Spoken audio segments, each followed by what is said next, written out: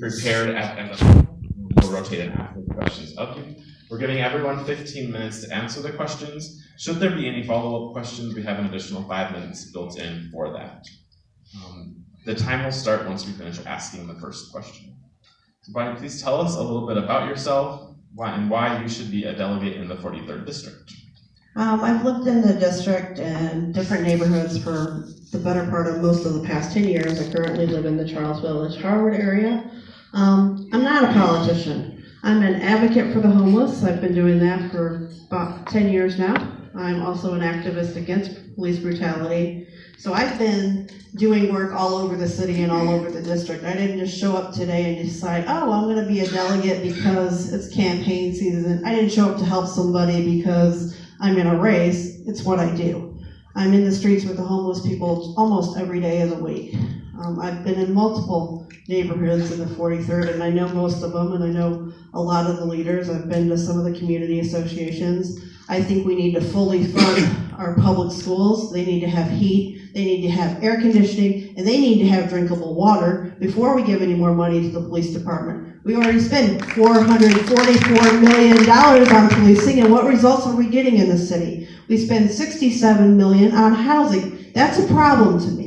When people don't have the resources they need, that's why they're in the streets, that's why they're on the corner, because they can't get a job, they can't get work, there's lead in the water, the schools are falling down, so if we don't get the money in the 43rd to do something about it, nothing is going to change. Thank you so much. I'm just listening to what you're saying, and I really appreciate that. The next question is, what is the job and responsibility of being a delegate in the 43rd from your personal perspective? The job and responsibility is to show up and represent the people and bring the funds back to the 43rd to do what needs to be done in the 43rd. There are numerous committees that I'd love to serve on in Annapolis. The one regarding transportation is especially dear to my heart because I don't drive and I'm a victim of the Maryland Torture Authority and the Missing Link. And why there's only one bus on Green Mountain, 4 or 5 on Charles Street, just beats me. You know, why we can't have subways that work, why people can't get to work, why can't we have a red line? That's part of it.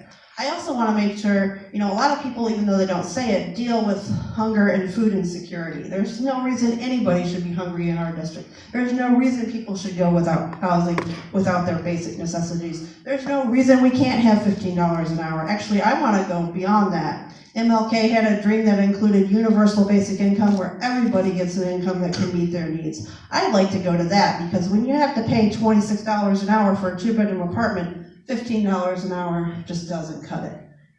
And yes, there's a crime problem, but I believe if people have the resources that they need to survive, that could reduce the crime. I also think we need some community policing and to get rid of the cash bail. And we also need to make sure that when we fund schools, we take into account the intergenerational poverty and the white supremacy. There are a variety of issues that exist not only in our district, but throughout Baltimore and other areas as well. And we need to come together as a team in every community, people from every community, from the corner boy on up to the council people, and work together. And until we do that, nothing's gonna change. Okay, so you kind of just answered the next question, but if you could just tell us what the needs are of the 43rd and how you would identify those. Well, we've already been, you know, out in the 43rd. I've been out in the streets and at City Hall and in a variety of meetings, so I have a good idea. I don't know what every specific need is in every community, but, you know, we need living wages. We need to do something about the crime, the transit, the schools, affordable housing. All of that needs to be done.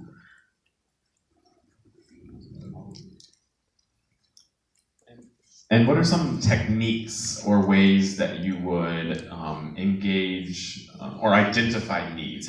What is your process for identifying needs in the 43rd?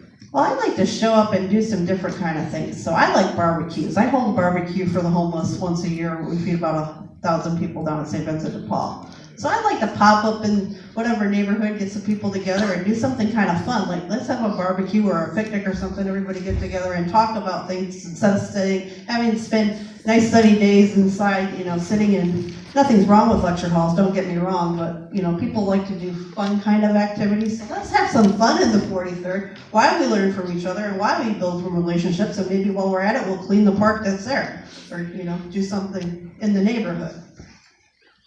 Thank you. How would you use the office of delegate to advocate for the 43rd district?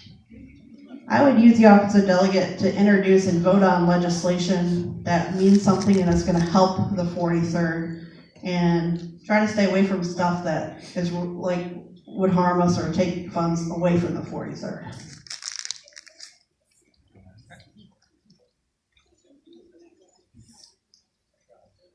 Well, just finally, what does a partnership to you look like? I think you really touched on it, and I just really appreciate all that you're saying. But what to you does a partnership between yourself and the constituents all over this district look like? Let's say from Mola Park to Better Waverly to Harwood to Charles Village. What does that partnership for you look like? Well, I'm the kind of person who actually runs from the homeless crowd all the way on up. So my doors, and I'm available to anybody, and I'm really easy to reach, People can usually get me unless I'm asleep, they can reach me at any time. And I tend to show up, not just when it's campaign season, but I tend to show up for things because I believe in things. I was just down at Wyman Park where they're rededicating the Harriet Tubman. I was there in 2015 with Doc when they said, we need to take this thing down, so I show up. And I believe you have to show up to build partnerships with people and to build with constituents. They don't always have the time or the ability to come down to Annapolis, so you need to be in Annapolis, but you also need to remember you need to be in your district. So we have one question, and then we'll open it up to the audience. The final question is one of the more current questions of your thoughts on the police department, on the Johns Hopkins Police Department. No problem. I stood with the students in opposition to the Johns Hopkins Police Department at their rally. I don't believe Johns Hopkins needs a private police force. The current police force up there isn't really doing anything anyway, so why should they spend any more money? I mean, you're walking around with yellow jackets around your corner. I live on 28. They stand on the corner, they watch everything, but they don't do anything, and they don't have any power now, and then they have to call in the BCPD. There was a woman sexually assaulted, I believe it was yesterday, on the Hopkins campus with all those cops. It's still not presenting a lot. And it'll further profile poor people of color and poor people in general. And we don't need that.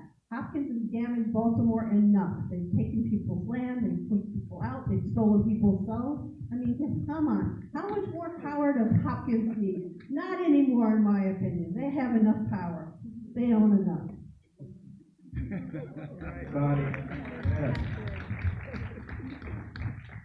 Do we have questions from the audience?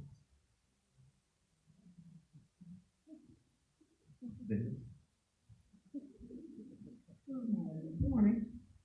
My question to you is, what would you do to ensure that seniors are getting reduction in their prescriptions and their medications?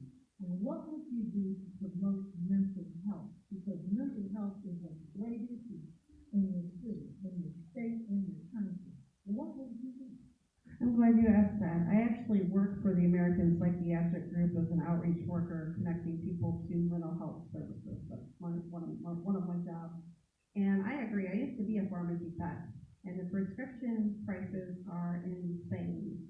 And we need to introduce some kind of legislation to where they can't, like Shirelli, they can't make drugs $400 a piece or however much. We also need universal basic health care. Insurance should be free. You should not have to pay to access health care in this country. It's ridiculous. Everywhere else on the planet can do it with less money. There's no reason we shouldn't do it here. Are there any more questions? So you brought up committees in the House, and I realized I actually have no idea. So if you were elected as a Green Party delegate, how would you be handling committee placements, and how would you be working across party lines with both Democrats and Republicans in order to sponsor legislation and get legislation passed? Well, I don't think I get to choose my own committee, though if I do, I know the ones I wanna be on. I wanna be on public safety, I wanna be on transit, and anything to do with housing. I can't remember the exact names of everything, but if you go to my website under issues, it tells you exactly what committee I wanna be on and